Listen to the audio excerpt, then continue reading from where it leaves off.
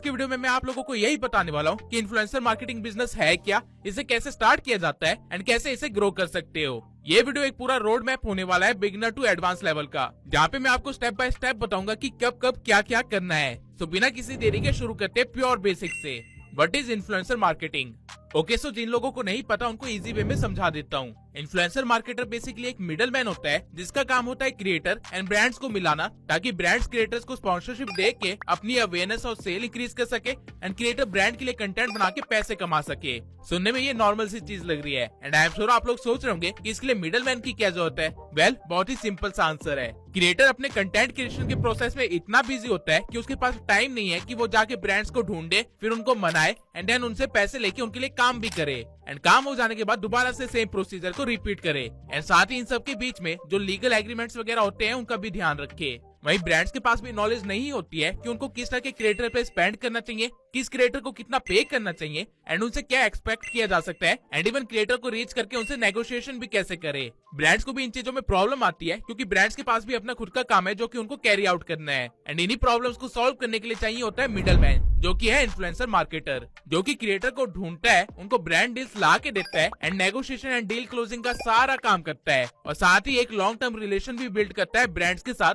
And influencers के बीच, ताकि दोनों का म्यूचुअल बेनिफिट हो। और इन सब के बीच में इन्फ्लुएंसर मार्केटर अपना कमीशन लेता है। एक इन्फ्लुएंसर मार्केटर अलग अलग स्टेजेस पे अलग अलग वे में कमीशन लेता है। अगर आप एक सोलो इन्फ्लुएंसर मार्केटर हो, यानी कि जो कि अकेले काम कर रहा है, जिसकी कोई पास क्रेडिबिलिटी नहीं है और ना ही कोई ट्रैक है, तो आप कंपनी से कमीशन चार्ज नहीं कर सकते हो, आपको क्रिएटर से ही कमीशन लेना पड़ेगा। लेकिन अगर आप एक एजेंसी स्टार्ट कर लेते हो इन्फ्लुएंसर मार्केटिंग की एंड आपके पास पास क्रेडिबिलिटी भी है, तो आप डायरेक्टली ब्रांड से पूरा कैंपेन का पैसा एक बार में ले सकते हो एंड देन इन्फ्लुएंसर्स को थोड़ा थोड़ा बांट के अपना मोटा कमीशन बचा सकते हो। ये चीज B2B कैटेगरी के अंदर आ जाएगी, जो कि मैं वीडियो में आगे सिखाऊंगा, लेकिन मैं प्योर बेसिक से कवर करते हुए आगे बढ़ूंगा। यानी कि आप लोग एज अ सिंगल पर्सन कैसे ये काम कर सकते हो, मैं आपको पहले ये सिखाऊंगा।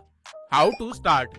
इन्फ्लुएंसर मार्केटिंग स्टार्ट करने के लिए आपको 5 स्टेप्स को फॉलो करना पड़ेगा, जिसमें से सबसे पहला स्टेप है चूजिंग एन इंडस्ट्री। अगर आज आपको कोई फैशन इंडस्ट्री का ब्रांड मिल जाए तो आप उसकी डील टेक वाले बंदे से नहीं करवा सकते हैं, जस्ट बिकॉज वो टेक वाला क्रिएटर आपकी पहचान में है। और आप ये भी नहीं कर सकते कि जल्दी से कोई फैशन वाला क्रिएटर ले आता हूँ एंड बाद में दोबारा से टेक वाले के लिए काम कर लूंगा।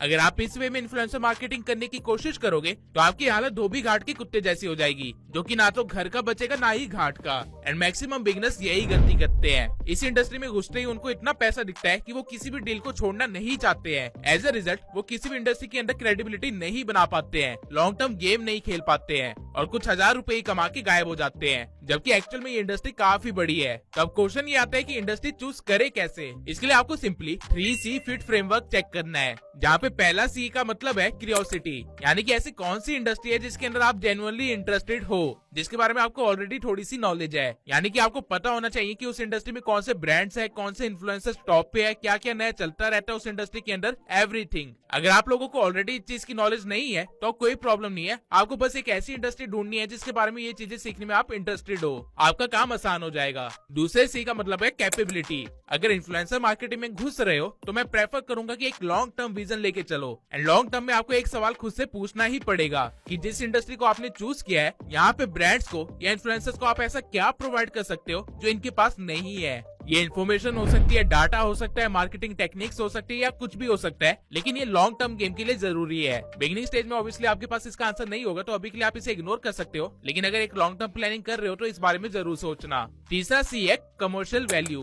हर इन्फ्लुएंसर मार्केटर इक्वल पैसे नहीं कमाता है एंड इवन एक फूड इंडस्ट्री का इन्फ्लुएंसर मार्केटर जितना मर्जी ट्राई कर ले, शायद ही वो कभी किसी फाइनेंस इंडस्ट्री वाले इन्फ्लुएंसर मार्केटर को कम्पीट कर पाएगा। रीजन है इंडस्ट्री का market size and spending power, या फिर अगर मैं इजी लैंग्वेज में कह दूं तो CPM। आपकी अर्निंग सीधा सीधा प्रोपोर्शनल होगी ब्रांड्स की अर्निंग से एंड क्रिएटर्स की अर्निंग के। यानी कि क्रिएटर अगर अच्छा अमाउंट नहीं कमा पा रहे हैं तो आप भी नहीं कमा पाओगे। तो ये चीज को आपको ध्यान में रखना है। अब कौन सी इंडस्ट्री सबसे ज्यादा बेनिफिशियल है इन्फ्लुएंसर मार्केटिंग में, उनकी मैंने एक लिस्ट क्रोनोलॉजिकल ऑर्डर